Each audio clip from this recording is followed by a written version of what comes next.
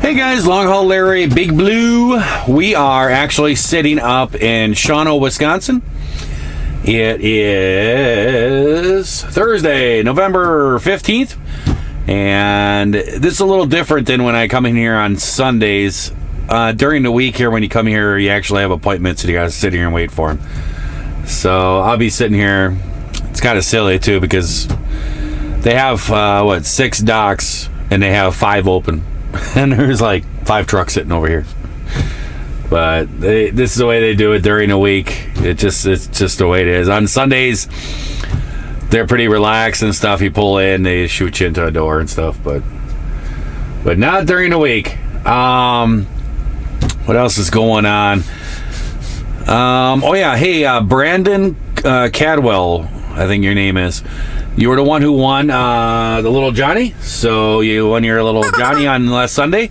And I have not heard from you. I have not gotten an email. If you don't know where my email is, if you just click on the little down arrow right below the video, that will be the description. And in that description will be my email. I'm going to give you till midnight tonight because I didn't say I'm going to give you so long to get back to me. Everybody's always gotten back to me real quick, but I guess I didn't specify that. So I'm going to give you till midnight tonight. If you don't get back to me, then you're going to lose your Little Johnny, and I'm going to redraw. So we need to get that going. What else is going on? Not too much. I think what I'm going to do is just answer some questions and comments and stuff like that, and get this done. And then I need to get outside. It's 31 degrees here. And I'm probably going to be sitting out here for a couple hours, so I'm going to try to get a few things done. One of them is I got this Right Way load scale for trailer R73. He actually gave it to me for R71. He didn't think it. The boss man didn't think it had R71 had it on there, and I hauled that last week and earlier this week. And he gave me the load scale, and I hooked up to the trailer, and it did have a load scale on it. So I just kept it in the truck, hooked up to R73. This one doesn't have it, so I'll put it on here. I think the only one left out of the new trailers that doesn't have the load scales is R72. I think that's the only one left. And then he said he's got 2 more trailers coming. So we're getting them. We're getting them knocked down. Let's see here. So I think I'll go through some comments real quick and answer some comments. Let's see. KB says, looks like Bus Hogs need to retire that trailer. I think he's talking about that trailer that I welded up. It's coming apart at the seams, too many rough roads, potholes from sliding tandem, so it's a lot of pressure on a frame system. What do you think? No, I don't think so. I bet you that trailer is probably a 2009, 2010, maybe even newer. I don't know what the year is on it, but it's really not that old. I bet you it's around 2010 or even maybe 2012. I'm not really sure. But to tell you the truth, all those brakes on that frame, besides the other side that was cracked, but that one, the major brake on it, it was actually fresh brakes. It wasn't like it was rusted material or nothing like that. I don't know what happened there. I'm really tempted to say a driver hit like a concrete curb or something was turning and caught something and whapped that or something, because it was a fresh brake and just broke that right off. So no, I don't think that trailer needs to be retired. But what he's going to do is he's just trying to get that back to the yard. And then he has another trailer at the yard that the insulation is messed up on. He's going to pull the running gear out of that trailer, put it in that one that I welded up. So that's all good running gear underneath there. And then he's going to take the reefer unit off of that trailer and put it on another trailer he has that the reefer is kind of struggling on. So he's going to kind of make 2 good trailers out of that junk one that he has there. So that's what his plan is. Then I think he has, 3 or 4 trailers left that are the older trailers that are like, there's 342, 345, 348, and I think there's a 349. So that make 4, and 342 he doesn't use. That just sits in the yard. So there you go. Let's see here.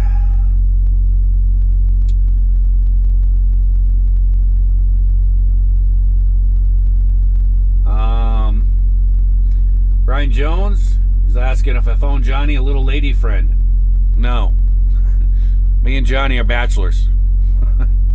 We don't need lady friends. He just got a little, he must have found himself a little fling or something.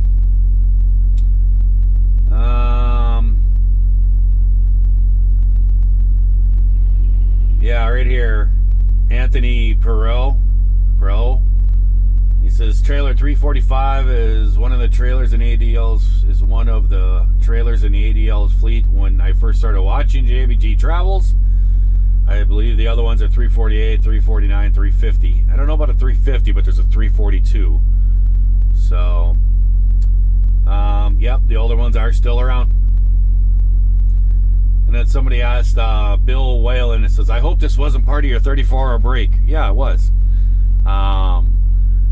I do all kinds of stuff. Just because I'm on a 34-hour break doesn't mean that I'm not doing something. You'll never find me sitting in front of a TV vegging out. I don't do that. I constantly am doing something.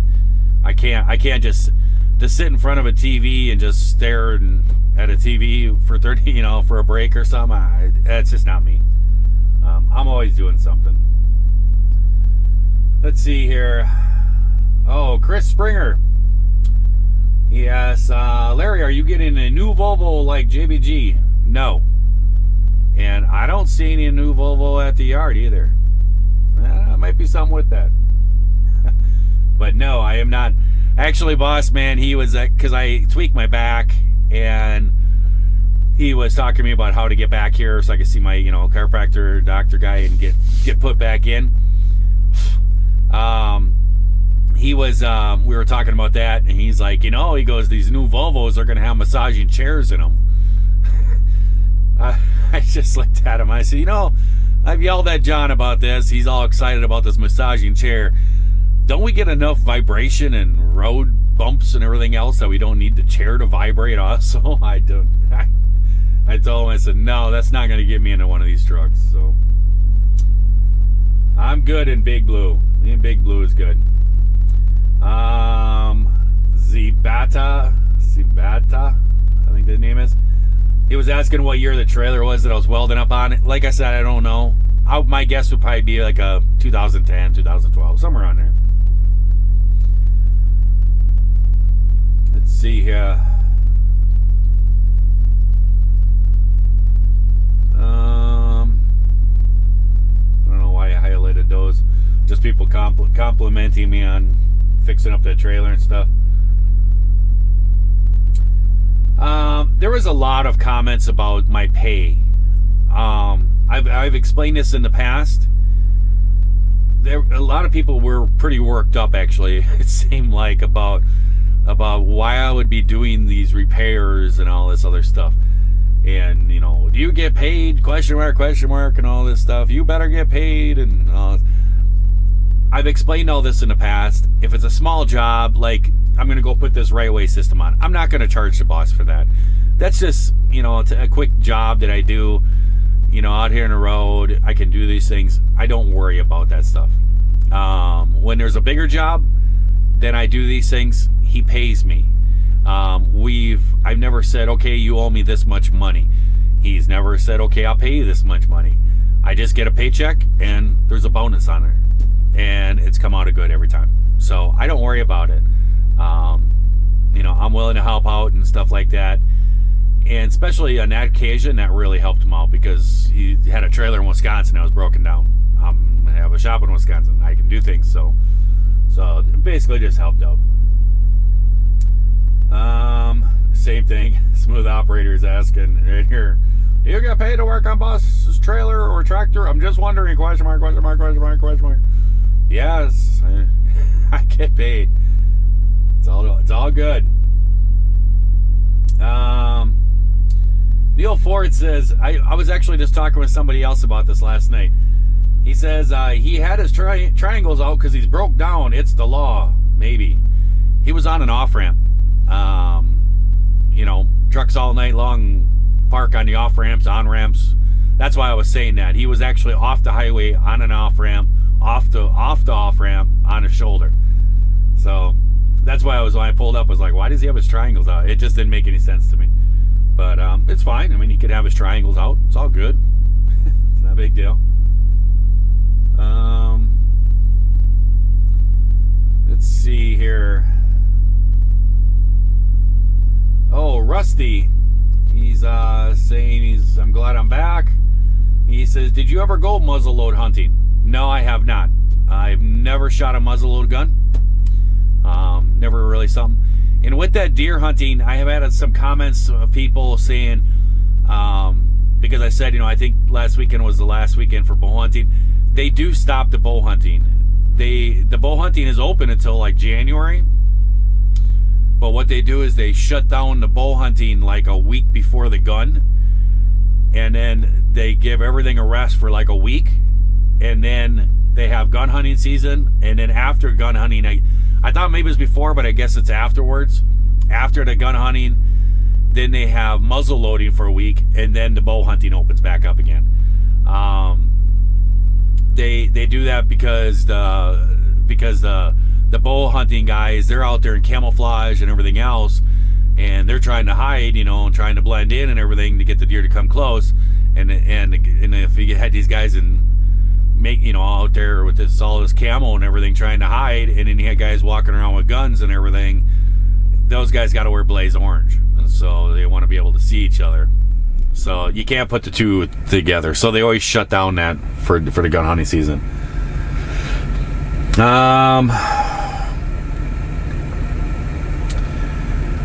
Let's see.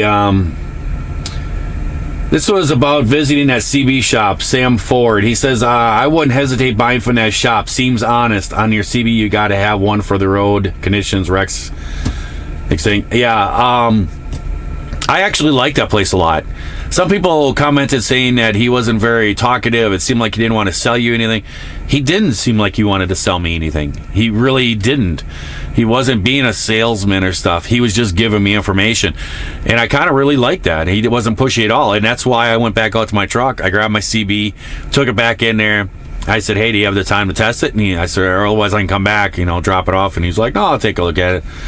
And he couldn't find anything wrong with it, and he's like, it's got to be the filters, and it's going to be X amount of money, and it's all. I was just looking back there to see if it's close to me, so I have it here. It's a brand new. It's a Cobra 29 LX, and I just said, well, here, you want this radio? I says, you can fix it up and turn around and sell it, make a few bucks. And he's like, yeah, we'll do something with it, and so we worked out a deal. I actually stopped in there last night, and I bought 2 antennas too. I bought 2 new antennas that they recommended, and I'm going to install everything. And then I was talking, when I stopped in there yesterday, his dad was the one that was there, and I was talking to him, telling him the radio I bought, what truck, he was looking at it, and he says, yep, you need these antennas. These are going to be the best ones you could put on there. And then he said, when you get this all done, he says, do you come back through here? And I say, yep, I come back and forth through here. And he said, just stop in. And he says, we'll go out there and fine tune everything, get it all set up for you. And he said, no charge. So that's pretty cool.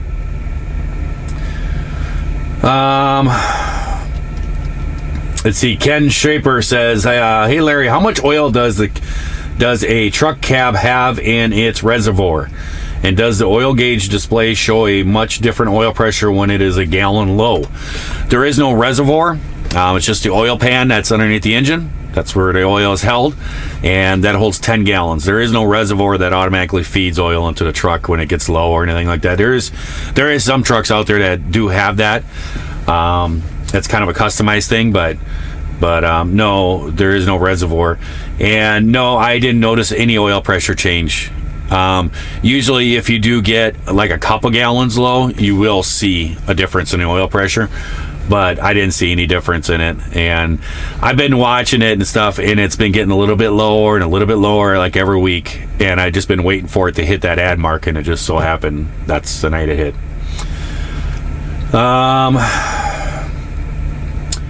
Barry Humphrey, he asks, Larry, how's your back doing? Hope all in well. It's a little sore. I tweaked it. I explained that. I picked up a an air gas cylinder from my welder, and I tweaked it a little bit. I just came out of the doctor this morning, and he put everything back in, and hopefully next week I'm going to get in there and get another appointment, get things locked up. Let's see. Oh, Sheila Smith says, she says, are you going to restrict winners to the USA only? No, I'm not. If it's something big that I got to mail, then I probably will. But for like a little Johnny or something like that, no, I'll tuck this in the mail and ship this off anyplace else. And I think I can't. Glenn Hunter, he also asked if he's already won, could he enter? Yeah, sure. I don't have a problem with that. I don't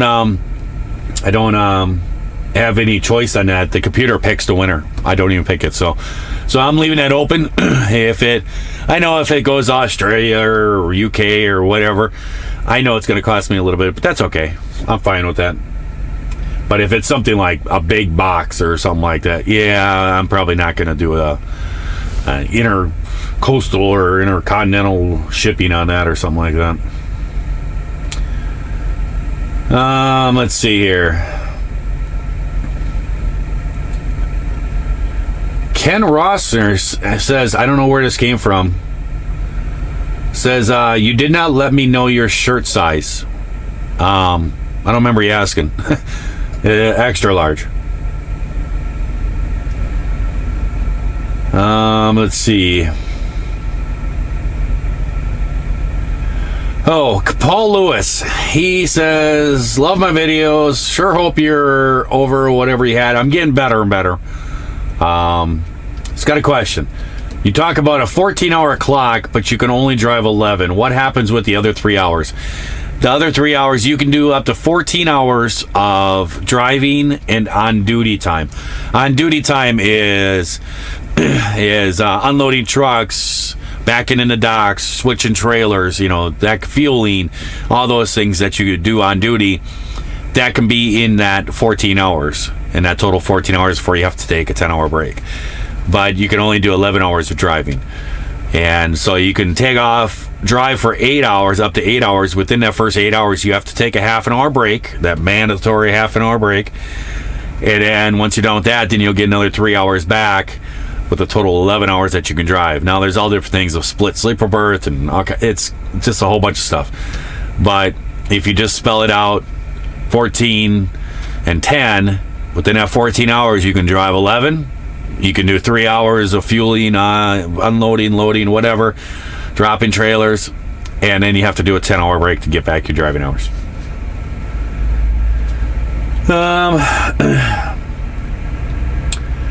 Eli Clark says, great job on the trailer. If you recall correctly, that trailer is the oldest one of all. I don't think so. 342, I think, is the oldest one.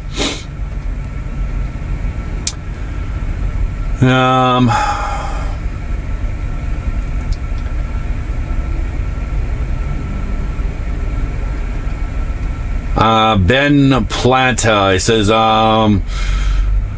says, had a similar issue not long ago. He's talking about the trailer.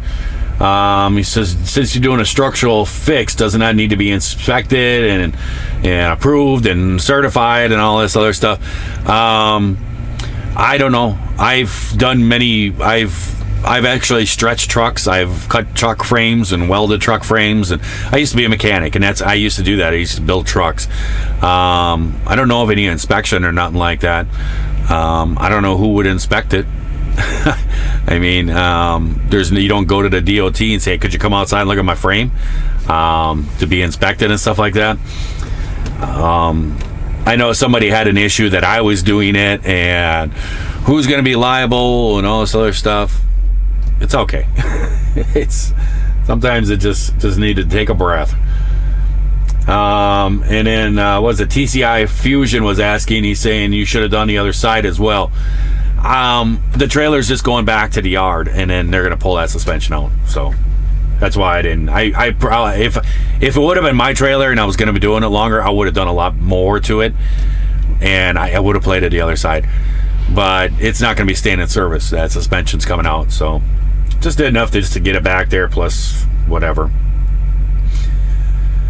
Let's see. FC Shadow, he says, I'm an old man, but does that video seem very zoomed in to anyone else? Yeah, it was. Once in a while, I'll be doing something with a camera and recording something, and I'll use my phone to zoom in, and then I put the camera up in a dash, and I forget it's zoomed in until after I do the editing for the video, and then it's like, oh. And then so before I do the next video, then I got to make sure I zoom it out. I don't get to see a live display of what's going on, so sometimes you get what you get. Sometimes it's zoomed in too far. Yeah, right here it's just a K Tribute was all saying something about that I'm liable for things because welding and all this other stuff. I thought this was pretty funny. Mesh XX, he says, 10,000 sub party being held at the Harvey Yard. JB Hunt is picking up the tab.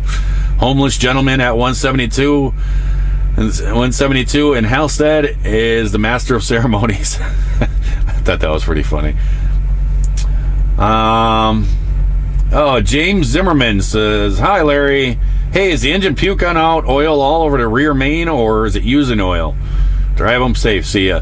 It's not really puking out oil. It's just, I mean, that's the first gallon I've ever had to put in Big Blue. But yeah, it does have a small, little small leak in there.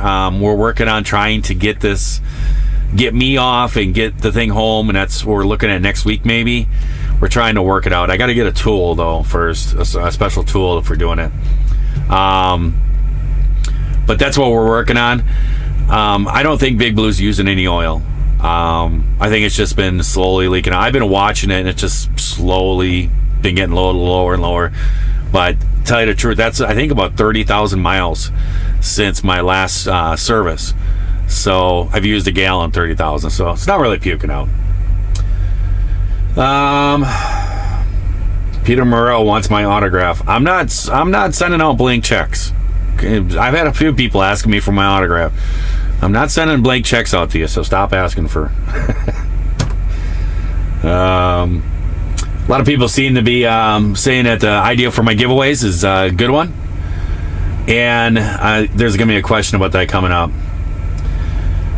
William Smith, he says, adding oil to the engine doesn't concern you. No, it's just the rear main, I think, has just been slowly leaking. Like I said, 30,000 miles. How many miles are on the engine? It's like almost 370 right now. Just getting broken in.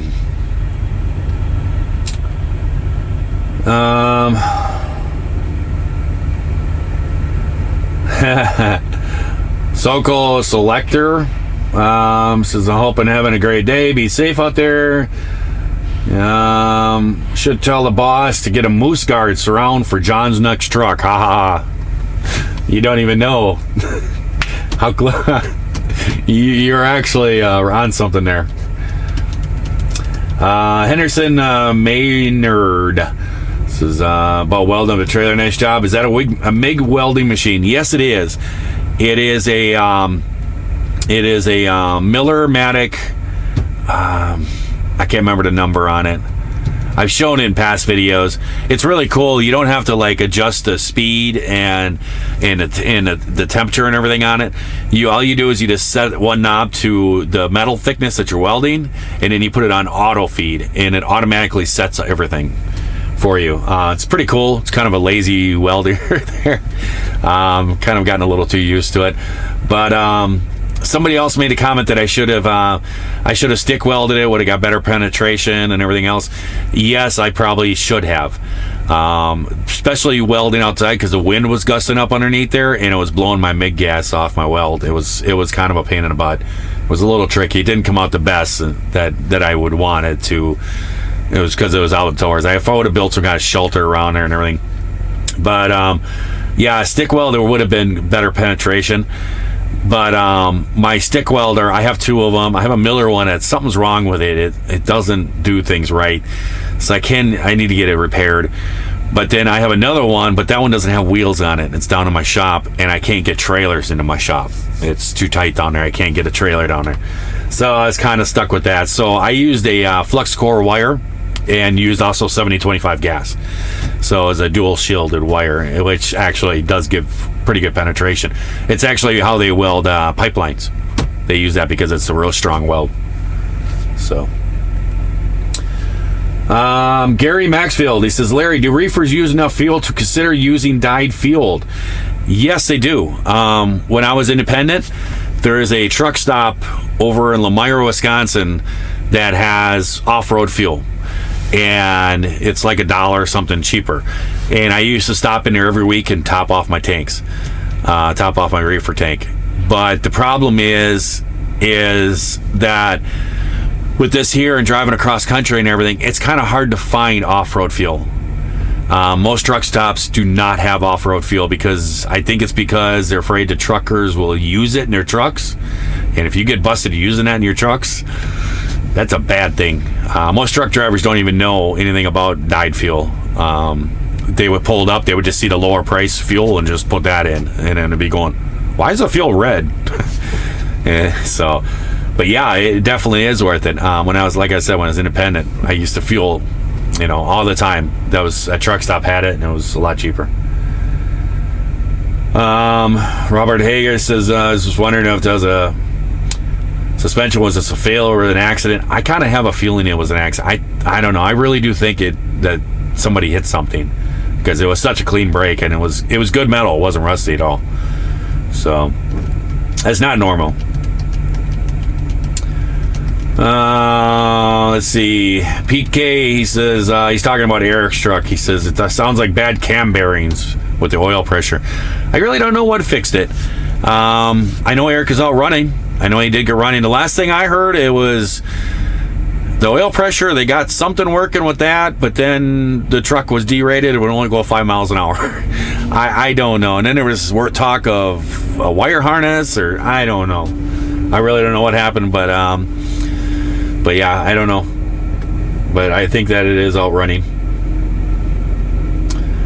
Let's see here. Midnight Rider says, congrats on 10,000 subscribers. Good deal on the radio. Ask him if he'll be covered by a warranty if he peaks it for you. Oh, Boss Man would have to turn Big Blue up to 80 to make Frederick. LOL. That's not a bad idea. I think we ought to start a petition. Turn Big Blue up to 80 miles an hour.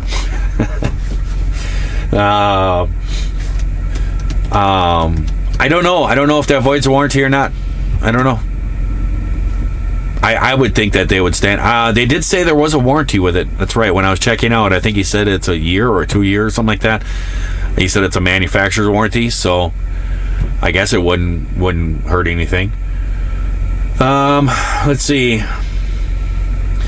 Caroline Jones says, I know that I watched a video before. However, I could not find my comment. Great backing job in a parking spot. God bless you. As always, safe travels.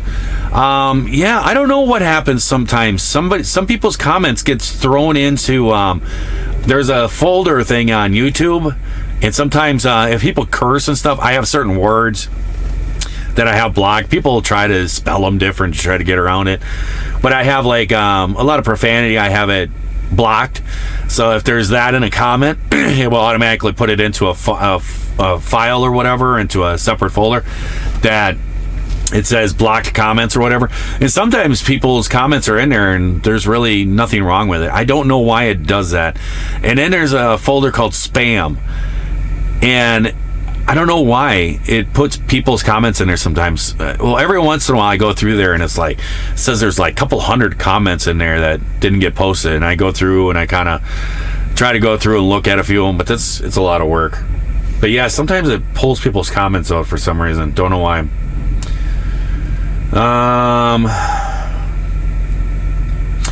Oh, here, Christopher Dittman. He's asking about me giving away. He says he likes the way that I want to change it so that people that really watch the videos get to win. He says, let's see, is there any way to only include subs? Is there a way to narrow it down to that? I don't comment on all videos, but the ones I relate to or feel the need to comment, basically missing out with your new way of drawing, but still being a supportive viewer. Well, and he says, well, that's enough of my rant.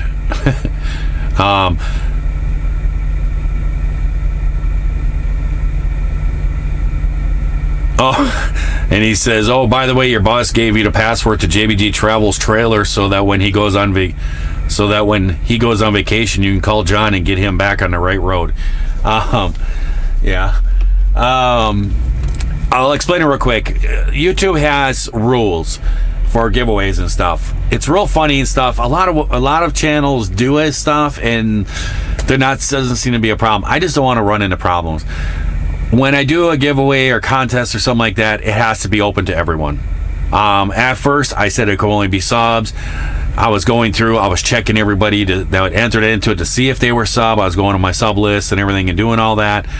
And it was a lot of work. But then I found out that you can't do that. You can't say you have to do this or you have to do that. I can say you have to leave a comment because there has to be some way to enter the contest.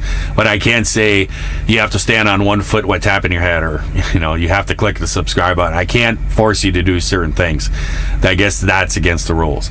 I guess what I can do to do something like that is if I had like a web page or something, I could direct people to the web page.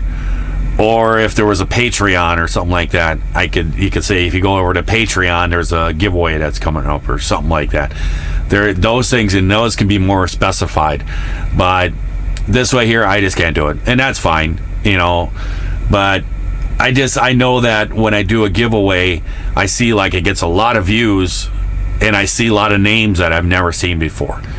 And so I know it's people just searching for giveaways and stuff like that. And I kind of want to benefit the people that are really supporting me and subscribing and stuff like that.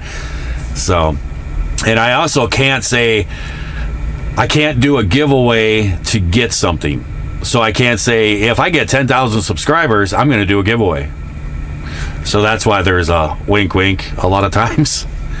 And then also it has to be that I have to clarify who is responsible for the giveaway. And I do the Amazon gift cards a lot. That's why I say all the time, this is no way affiliated with YouTube, and all that stuff. And just cover my bases. That's all.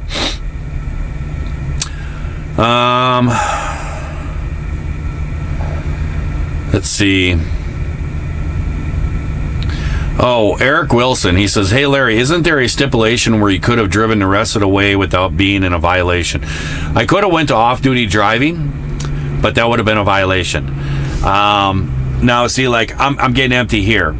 Now once I get empty, if I was not doing another load and I was just going home, I could actually off-duty drive to my house.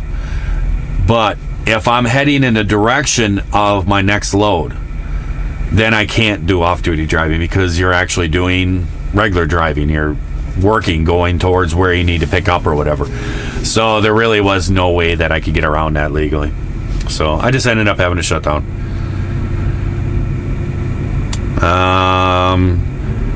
Capped 8002 says, congrats on the 10,000 subs. I still remember when you only had 1,000. Keep the videos coming. Yeah, I remember when I only had 1,000 too. I've been doing this YouTube for 10 months. I started on my birthday last year when I took John up to that snowmobile trip. That was my birthday. And that's when I started, and that was in February. So I'm a groundhog. Michael Wallace says, Larry, was there a Volvo 860 in the yard? No. There's no Volvo in the yard. There's no Volvo. John has just this whole new truck thing. He's just I don't know what to say about it. I don't know why he just didn't, wait, and then when the new truck came, or a week before, the boss says, okay, your truck's going to be here on Friday, and show up and we'll switch trucks out. Then he could have said, hey, I'm getting a new truck. But this has been going on for a long time, and it's nobody's but John's fault. There was just talk about it, and he kind of got blown up about it. Scott Coleman, he asks, what does it cost to take the toll roads? I don't know. I actually went online and looked because I was going to make a video, going this route and then going this route, non-toll, what the difference is and stuff. And I went online and tried to enter in how much the tolls would be, and it was telling me it was only like $40 to take tolls. And I know that's not right because I used to run those toll roads a lot, and it was like $80, almost $100 to run that toll road. And so how could the tolls go down? I don't believe that. I was thinking about talking to the boss, and he would have all that because he pays the bills on that, so he'd be able to tell me what the tolls cost and everything. I don't know. Let's see. Jason Petrowski, something like that. Larry, what determines whether you go on a toll road or a different road when heading to the yard from Wisconsin? I just went that way. I was trying to get there because with the times that I needed to be in a shutdown, to make my next loads, I needed to get as far. I wanted to get all the way to the yard, but I was 30 miles away. So I decided I'm just going to run the toll roads. It's going to be an all-night drive. I'm just going to run the tolls and see how far I can get. And so I just chose to do it. I did let the boss know. I told him that, hey, I'm going to take the toll roads and see if I can make it all the way to the yard. And he just gave me a thumbs up, like whatever. He doesn't tell me which routes to take and everything. I kind of just do it, and he knows that I don't do toll roads very much. But when I do a toll road, I will say something to him before I do it, just out of respect.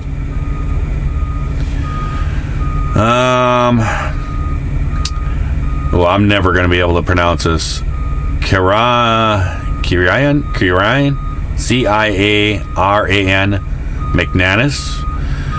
He says, hey, I'm in the USA on vacation from Ireland. Would love to meet with you somewhere along the highway. Would be cool, bud. Hey, I love to meet people and stuff. You guys know the routes that I'm taking. If you're anywhere in those areas or something like that, send me an email and we'll hook up and stuff. I can't be going off route and everything. This is not my truck. I don't pay for the fuel, but if you're going to be someplace, where I'm going to be, I would love to meet people, especially somebody from Ireland. Cool. Hope you have a good trip here in the United States. Donald Swink says, Larry, I suppose you have to switch to trailer suspensions. No, I'm not going to be switching it. That's out in the yard out there in Frederick. I'm not going to be. I don't have a shop out there, and that's a pretty big job. You need a shop. So, Donald Swink also says, Larry, out of all the states ADL runs through, your boss only has 8 trucks. I don't know how many trucks he has. I never paid attention to it. I think it is somewhere around 8. I'm not sure. Mike Vito says, JBJ sent me. Cool. Thanks for coming. Oh, I guess that's it. So I'm going to let you guys go. I'm going to jump out my truck here, and I'm going to put this right way system on this trailer, get this done. And then the boss man also wanted me to look at the leveling valve. It's got a leak in it. He said he's been hearing it leaking on there and stuff, so he wants me to kind of look at it and see what's going on, see if it needs to be replaced or what, which would be kind of shocking because this is a pretty new trailer. But I'll take a peek at it, and I probably won't video putting this right away. You guys see me putting these on his trailers, so I think I've videoed 3 videos of installing them, so you guys get the idea. So I'm going to jump out there and do that because I probably still have a couple hours before they're going to take me, and so I might as well get this done. So I hope everyone out there is having themselves a great day, great night. This place is getting kind of messy, getting a little tight here. While you're watching this here video, if you are not, certainly could change that and try it all over again tomorrow. I'll catch you guys later. Bye.